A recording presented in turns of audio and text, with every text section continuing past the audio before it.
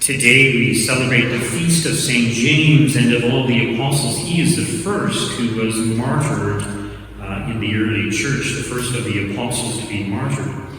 Notice in today's gospel reading there is a mention of James and John, the two brothers, who are the sons of Zebedee. And they come with their mother, asking our Lord to be granted to be able to sit one on his right and one on his left when our Lord establishes his kingdom. And it's interesting that in the parallel gospel passage we have not the mother of Zebedee, or not the mother of the two sons, but the two sons themselves asking for this. So it's all three of them. They're asking together. It's something that the two brothers desire. And we see this also in today's gospel reading, because when our Lord responds, he is addressing the two brothers. Are you able to drink the cup that I am about to drink? And he's referring to his passion, his suffering. They don't really understand what they're saying, but they respond, yes, we are able. And our Lord says, you will indeed drink my cup, but to sit on my right hand or my left is not mine to grant, but it's for those for whom it has been prepared by my Father. Now notice that when this happens, it's in front of the other apostles, so when the 10 hear of it, or when they heard of it, okay, maybe they weren't witnessing it, but they were angry with the two brothers. Why would you ask for such a thing? Why were they angry? Did they just think it was inappropriate for them to do that? Or was it because they themselves wanted to be in the first place?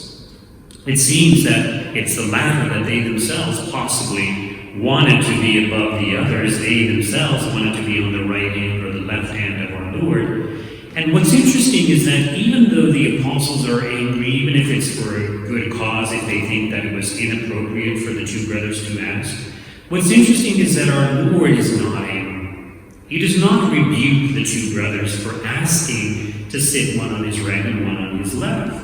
In fact, he says, are you able to drink the cup that I am about to drink? In other words, he's implying that in order to be in a high position, you have to be willing to suffer for the faith. And unless you're willing to suffer for the faith, you cannot attain to a high degree of glory in heaven. Now, if you recall, I think it was a couple of Sundays ago, I mentioned that we often tend to aim low, but we need to aim high. So some people, they just want to squeeze into heaven, or some people say, oh, Father, I'll be happy if I just make it to purgatory. Well, no, we have to aim for that highest degree of glory possible in heaven, because if we don't, we're always going to fall short. And so if we're only aiming for purgatory, we might not make it. So to seek to be in the first place, to seek to be on our Lord's right or on our left, is something that we should actually desire, to be great saints. Now granted, Our Lady and St. Joseph are in the highest place in heaven, so we cannot compete with them. But after Our Lady and St. Joseph, it's all speculation. We don't know who the greatest or the greater saints are. But the point is that we can all attain to greatness, and our greatness is dependent upon our level of love. How much we love God here and now, and how much we love our neighbor. So sometimes when we say, oh, we are called to be saints, people have this kind of negative image of what it means to be a saint. Oh, they're so abstemious, they're so serious all the time. No, saints were full of joy, full of happiness, full of love, and willing to be at the service of others, as our Lord points out. So true greatness is being at the service of others because you love them. So the most important thing is to love God, and I'm sure we can all grow in our love of God, and I'm also sure that we can probably grow in our love of neighbor as well.